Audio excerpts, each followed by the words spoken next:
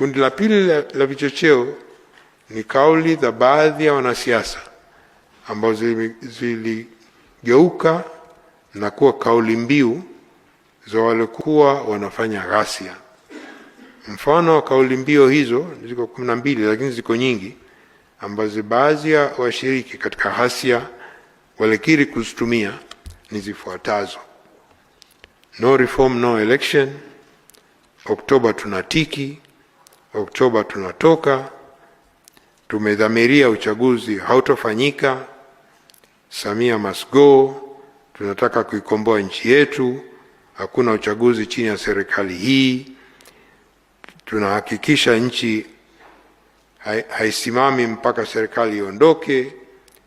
hakutakuwa na uchaguzi bila mabadiliko ya mfumo, serikali hii imepoteza uhalali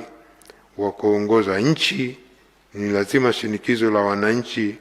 liongeze hadi serikali iondoke, na mchakato na kuwapata wagombea